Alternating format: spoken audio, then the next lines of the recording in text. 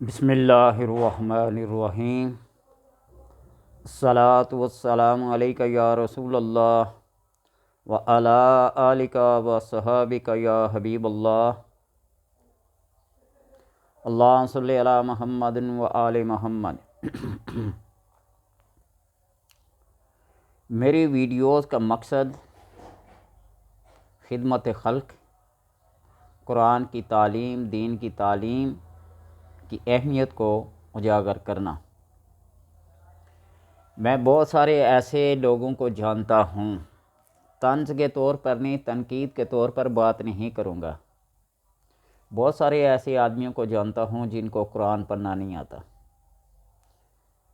ایک پروفیسر صاحب کو، ایک وکیل صاحب کو، ایک ڈاکٹر صاحب کو، ایک عامل صاحب کو، یعنی یہ ایک کیٹاگری بتا رہا ہوں کہ کئی ایسے پروفیسرز ہیں جن کو قرآن پڑھنا نہیں آتا، کئی ایسے وکیل ہیں جن کو قرآن پڑھنا نہیں آتا، کئی ایسے عامل بنے بیٹھے ہیں کہ جن کو قرآن پڑھنا نہیں آتا، قرآن کی صورتوں کا پتہ نہیں۔ ایک پروفیسر صاحب جو پنجاب کے بہت بڑے نام ور پروفیسر تھے، اور پنجاب کے جتنے بھی بورڈز ہیں، تعلیمی بورڈز، ان کے پیپر سلیکٹر تھے،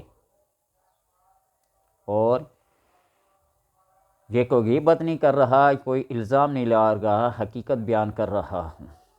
ان کی جو زوجہ محترمہ تھی، وہ اور میں ایک ہی پیر صاحب کے مرید کہلاتے ہیں، اور میری وجہ سے ہی وہ اس سلسلے میں آئی تھی۔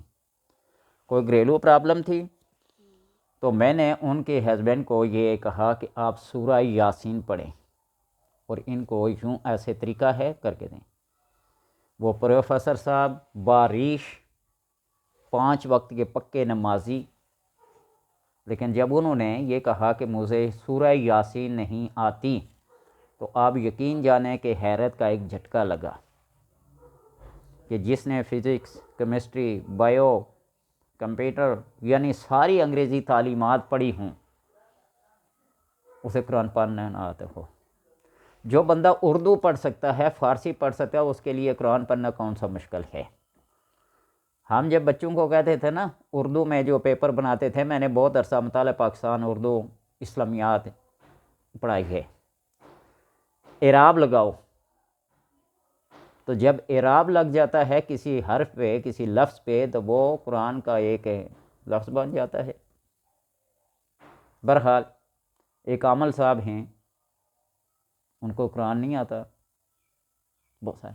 آج میں آپ کو بتاتا ہوں کہ قرآن کی اہمیت کے امام غزالی رحمۃ اللہ تعالی فرماتے ہیں کہ جو بندہ حافظ قرآن ہو وہ کبھی بھوکا نہیں مرتا، غربت و افلاس اس کے پاس نہیں آتی، غربت و افلاس اس کے پاس۔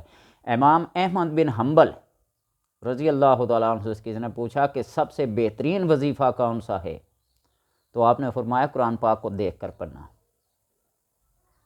جس در سے میں نے حفظ کیا ہے، وہاں کے ایک پیر صاحب تھے، اللہ ان کی قبر پہ کروڑ ہار رحمتیں کرے، میرے ساتھ بہت مخلص اور بہت بڑے مشفق اور محسن تھے۔ وہ کہا کرتے تھے کہ قرآن جب بھی پڑھو دیکھ کے پڑھو۔ حسن شبینہ پڑھنے کے لیے جایا کرتے تھے نا، تو وہ کہا کرتے شبینہ بے شک حافظ کہلاتے ہو، لیکن قرآن کو دیکھ کے پڑھا کرو، ان کے حروف کو دیکھنا، ان کی آیات کو دیکھنا، یہ ایمان کی تازگی اور دل و دماغ کی تازگی کا باعث بنتی ہے۔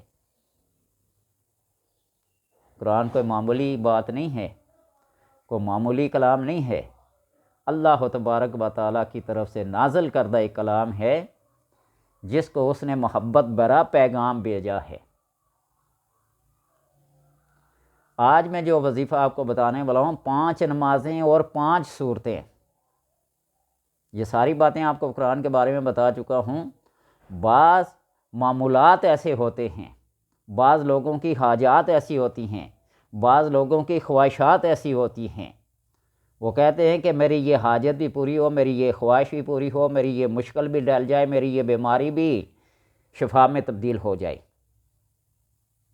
تو اس کے لیے سب سے پہلی تو بات یہ ہے کہ میں ہر بندے کو یہ کہتا ہوں، جہاں تک میرا یہ میسج آتا ہے، کہ قرآن کو ترتیب کے ساتھ پڑھو۔ اگر ایک بندہ سورہ مزمل کو روزانہ 41 بار پڑھتا اور باقی قرآن کو نہیں دیکھتا، ایک بندہ روزانہ سورہ یاسین کو پڑھتا ہے اور باقی قرآن کو نہیں پڑھتا، ایک بندہ روزانہ آیت الکرسی پڑھتا ہے اور اس کو باقی قرآن کو نہیں پڑھتا، تو آپ مجھے یہ بتائیں کہ وہ صرف اپنے مقصد کے لیے لگا ہوا ہے نا، اپنی اس حاجت کو پورا کرنے کے لیے، اپنی اس خواہش کو پورا کرنے کے لیے، اس نے اللہ کی محبت، اللہ کی رضا اور اللہ کی خوشنودی کے لیے تو نہ پڑھا نا اس قرآن کو، ہے وہ قرآن۔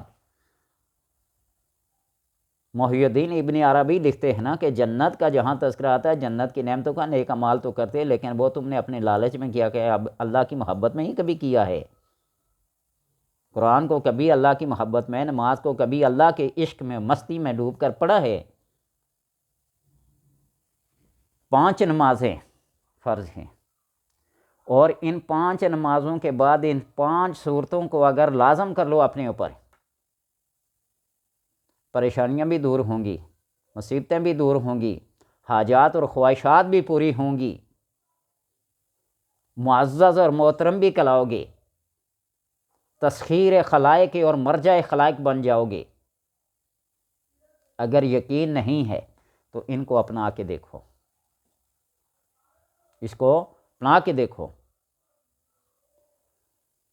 فجر کی نماز کے بعد اگر سورہ یاسین کو پڑھتے ہو تو تمہاری دنیا کی ہر خواہش، ہر حاجت، ہر بیماری جس مقصد کے لیے بھی پڑھو گے وہ پوری ہوگی،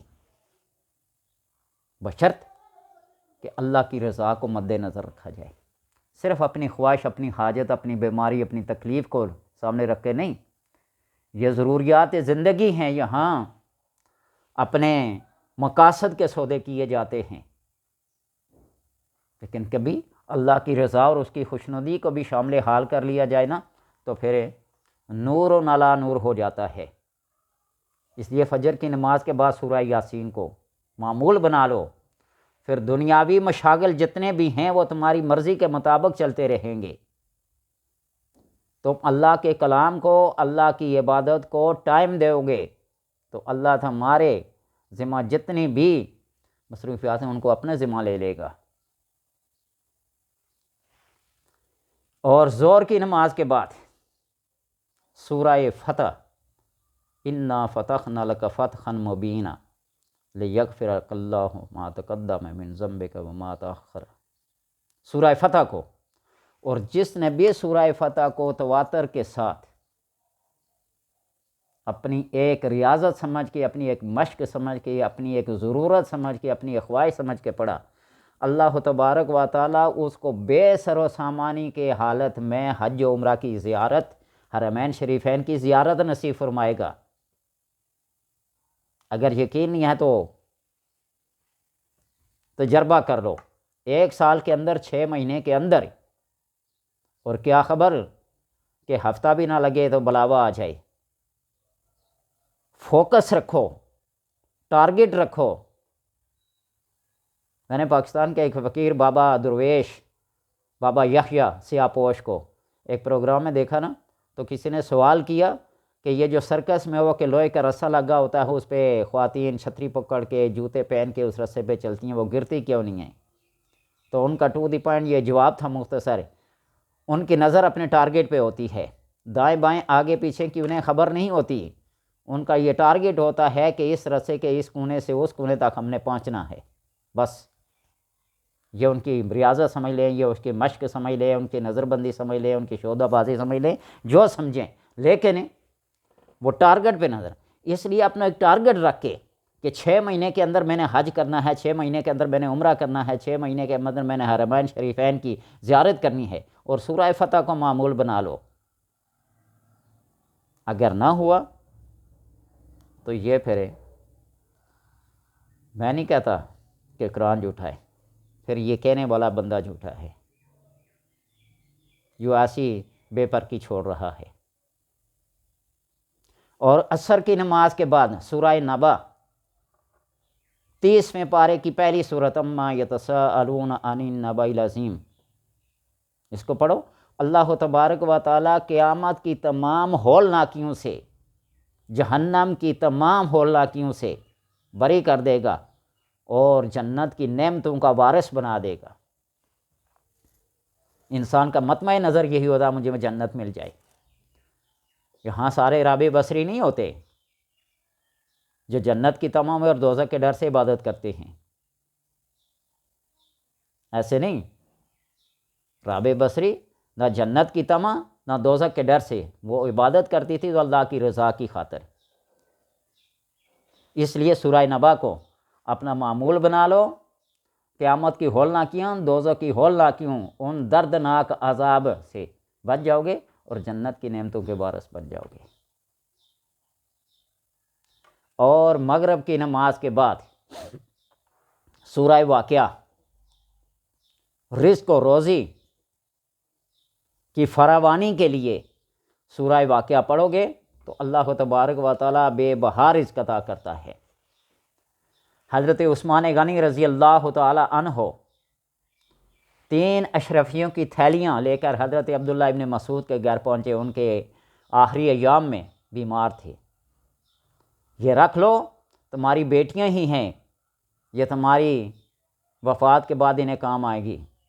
ان کی بیٹیوں کی گناہ اور ان کے عبداللہ ابن مسعود کی گناہ پہ قربان۔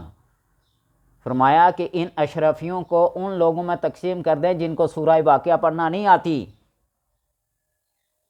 جب سے ہم نے بیعت کی ہے آپ صلی اللہ علیہ وسلم کے ہاتھ پر سورہ واقعہ پہ، اس کے بعد ہمیں کسی چیز کی ضرورت نہیں ہے۔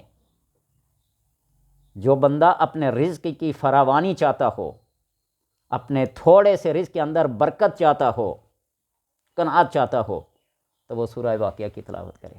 اس میں اللہ تبارک و تعالیٰ نے ایسے مضامین بیان کیے ہیں، کیا جنت کے، کیا دوزخ کے، کیا نیکوں کے، کیا بدوں کے، اور پھر انسان کی تخلیق کے بارے میں، یہ زراعت اور کھیتی کے بارے میں، یہ پانی جو آسمان سے نازل ہوتا ہے بارشیں، اس کے بارے میں، یہ جو آگ جلائی جاتی ہے اس کے بارے میں، اس قرآن حکیم کے بارے میں، یہ سب کچھ تذکرہ کیا ہے اس میں مغرب کی نماز کے بعد۔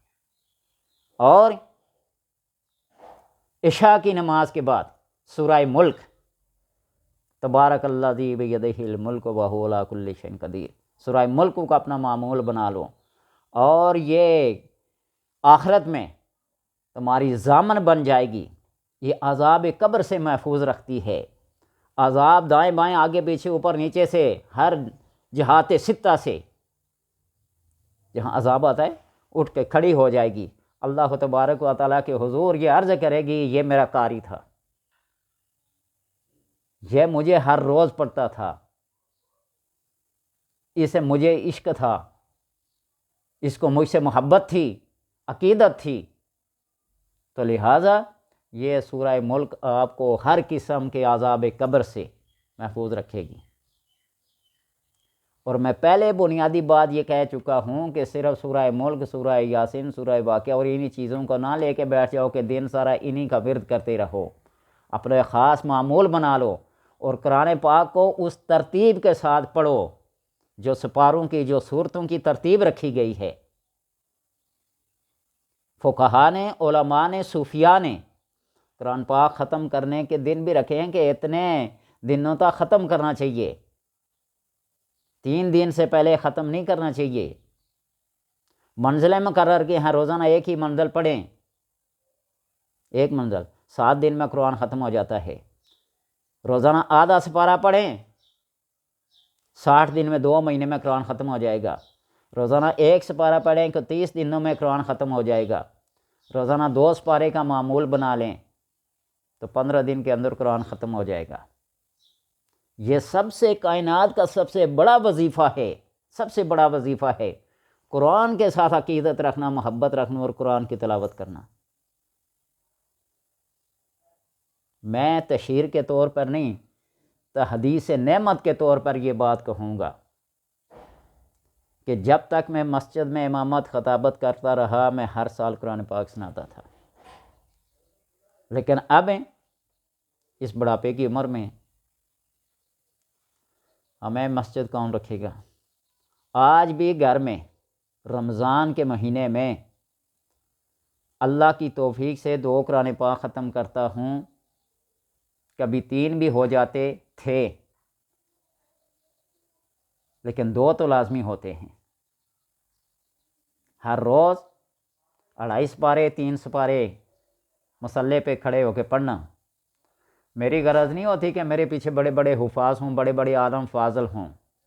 میں نے اللہ کی رضا کے لیے پڑھنا ہوتا ہے، غلط پڑھتا ہوں، صحیح پڑھتا ہوں، تیز پڑھتا ہوں، آہستہ پڑھتا ہوں، جیسے بھی پڑھتا ہوں اللہ کی رضا کو مد نظر رکھتے ہوئے. یہ اس قرآن اور رمضان کا ایک خاص تعلق ہے. نبی اکرم صلی اللہ علیہ وسلم حضرت جبریل علیہ السلام کے ساتھ قرآن کا دور کیا کرتے تھے رمضان میں. جبریل علیہ السلام آپ صلی اللہ علیہ وسلم کو سناتے، آپ صلی اللہ علیہ وسلم جبریل کو قرآن سناتے.